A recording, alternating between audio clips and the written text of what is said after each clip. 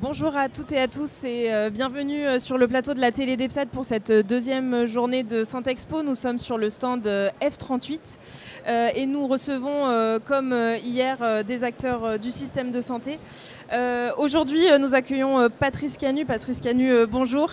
Bonjour. Vous êtes président de l'association Respiracteurs.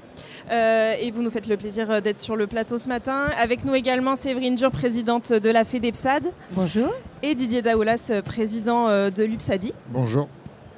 Alors l'UPSAD est un interlocuteur du quotidien pour les patients sous oxygénothérapie ou PPC. Vous-même, en tant que patient, vous vivez cette relation de proximité avec l'UPSAD.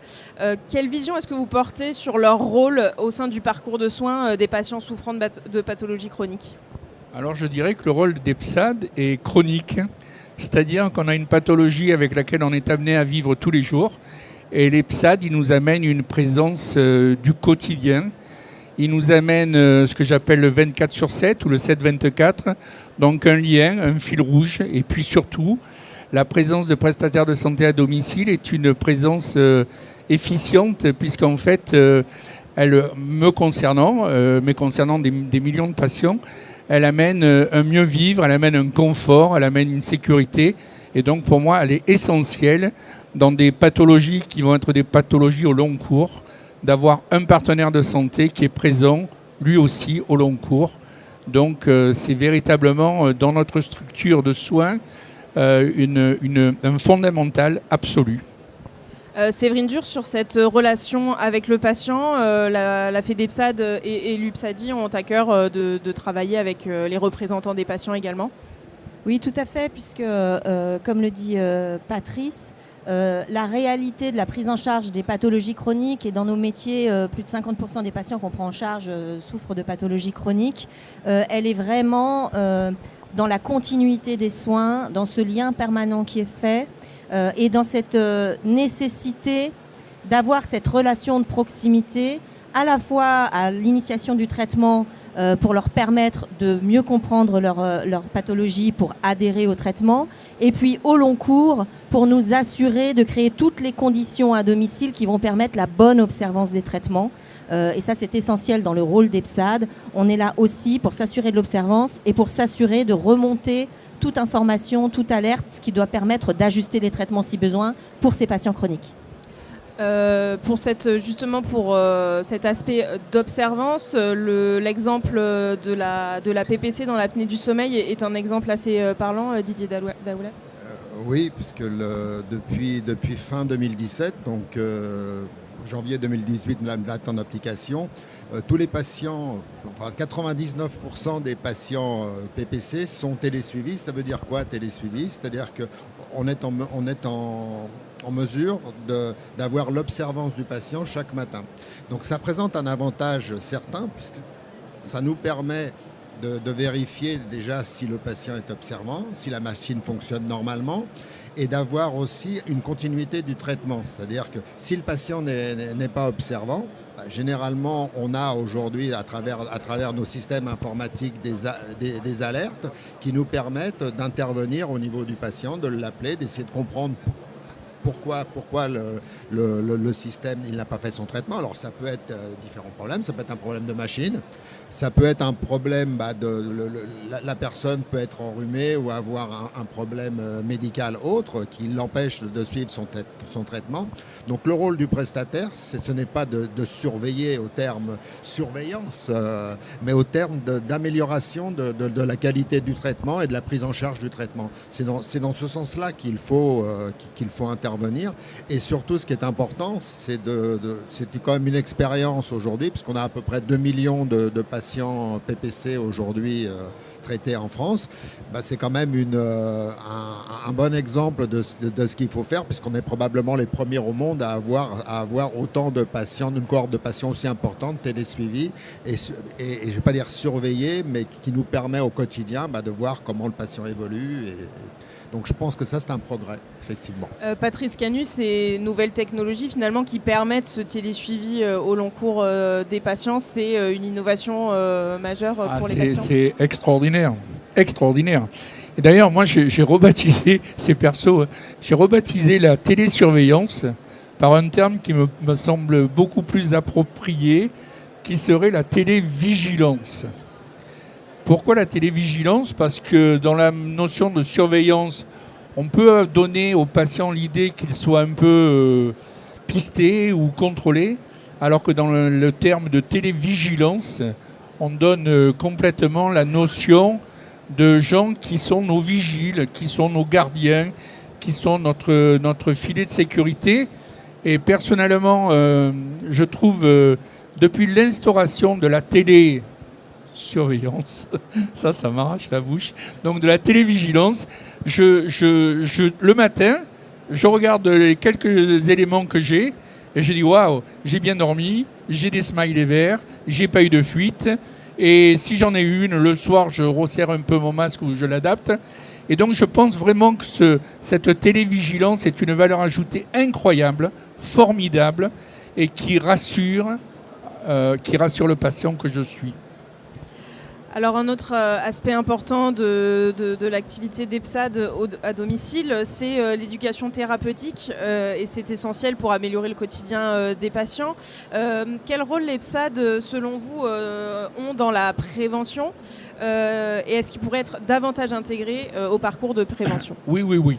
Alors oui, ils ont un rôle essentiel parce que lorsque un néo-entrant dans des pathologies nécessitant PPC ou VNI va être équipé, le rôle essentiel des prestataires, c'est de faire comprendre au patient l'enjeu pour lui, l'intérêt pour lui et d'une bonne observance. Donc ça, c'est le rôle véritablement des techniciens ou des prestataires qui vont installer chez un patient. Et ensuite, où est-ce qu'ils peuvent agir d'une manière plus complète? Je pense qu'on a une époque où on a des supports qui s'appellent des tutos, on a des petites vidéos, on a des petites astuces. Et là, je pense qu'il ne faut pas avoir peur de produire de la vidéo. Il faut pas, parce que le technicien, il va passer chez moi ce matin. Je vais comprendre ou pas comprendre, mais il va partir. Alors que le tuto, lui, je vais pouvoir le consulter une fois, deux fois, trois fois, quatre fois.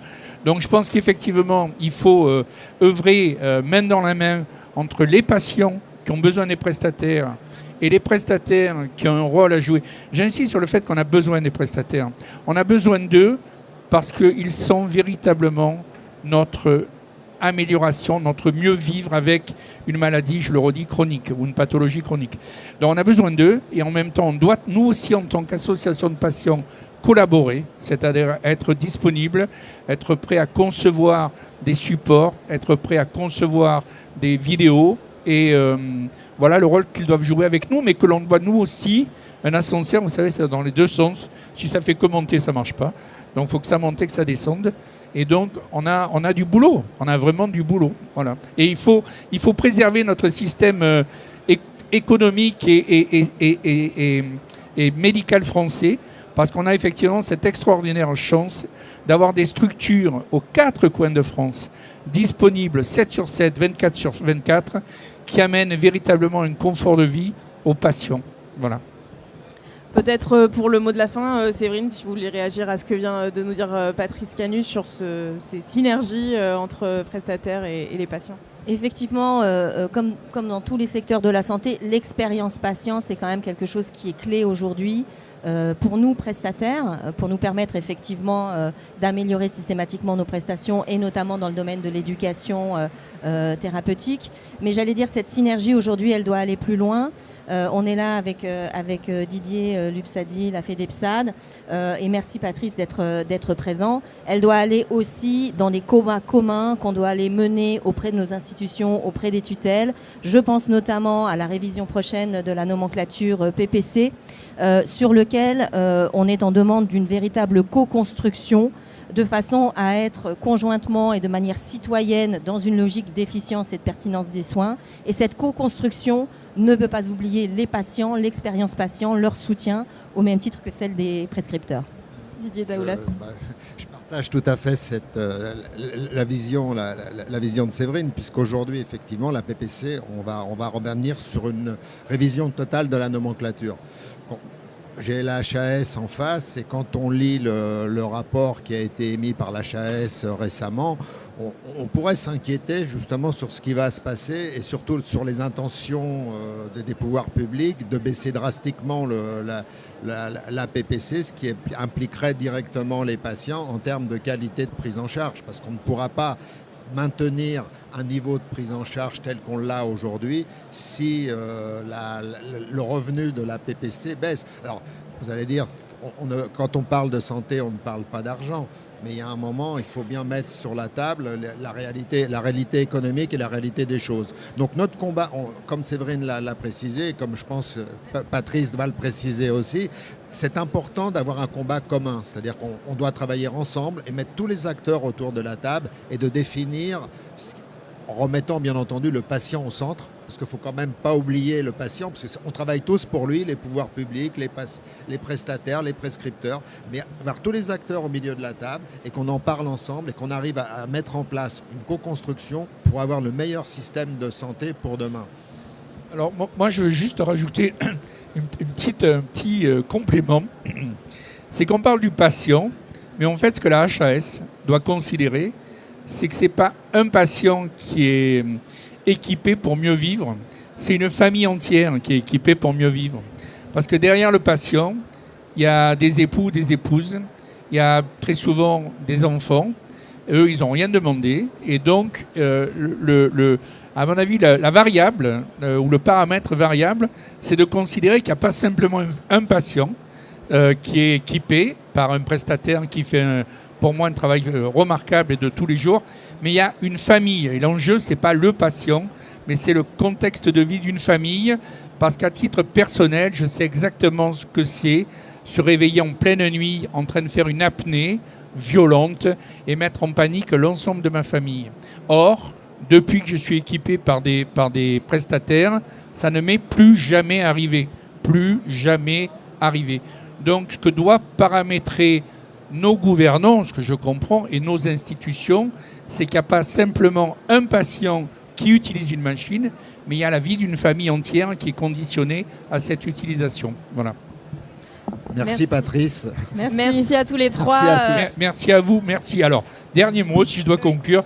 Merci parce que je vous dois des décennies de vie avec un confort que je n'aurais pas eu sans les actions des prestataires. C'est moi qui vous remercie.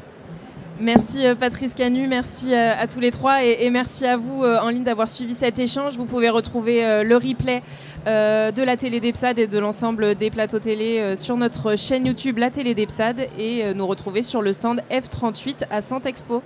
Merci beaucoup.